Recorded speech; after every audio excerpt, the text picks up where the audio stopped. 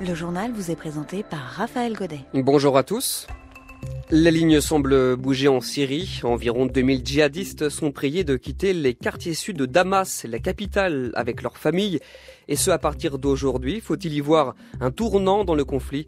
Nous poserons la question au rédacteur en chef du Courrier du Maghreb et du Moyen-Orient. Chaque combattant sera autorisé à partir avec sa famille, une valise et son arme personnelle. C'est avec cette consigne précise qu'à partir d'aujourd'hui, 4000 personnes vont commencer à quitter le sud de Damas, en Syrie. Parmi elles, environ 2000 djihadistes de l'État islamique. L'évacuation va se faire via des corridors sécurisés. C'est la conséquence d'un accord surprise qui a été conclu hier entre le régime de Bachar al-Assad et les représentants des populations locales de la capitale syrienne. Cet accord fait suite à la mort hier de Zahran Alouche, le chef de Jaïch al-Islam, le principal groupe rebelle de la région de Damas. Pour autant, cette reculade de l'État islamique face à l'armée est à relativiser selon Pierre Piccinine d'Aprata. Il est rédacteur en chef du Courrier du Maghreb et du Moyen-Orient. Ça paraît très surprenant. Moi, je suis tout à fait d'accord quand on annonce qu'il y a un accord qui a été passé entre l'État islamique et le gouvernement de Bachar al-Assad.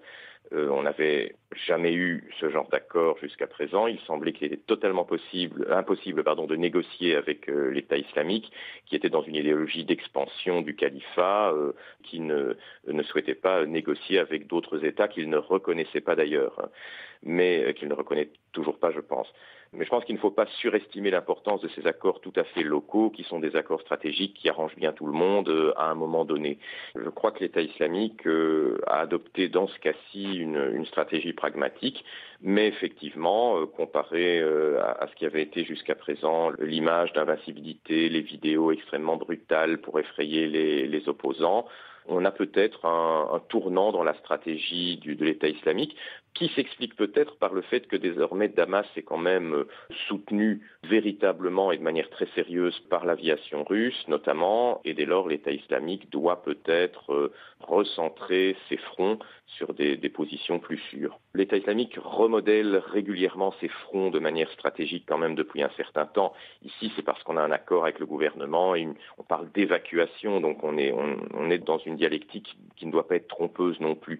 L'État islamique est encore trop puissant à l'heure où nous parlons pour pouvoir parler d'une recomposition et de la création d'une sorte de Sunnistan qui serait concédé à l'État islamique, puis ce qu'on appelle la Syrie utile, la partie occidentale de la Syrie qui constituerait une sorte d'État alaouite par référence à la communauté alaouite pro-chiite dont est originaire le président Bachar al-Assad. Les explications de Pierre Piccinine d'Aprata, rédacteur en chef du Courrier du Maghreb et du Moyen-Orient. Il répondait à Cyril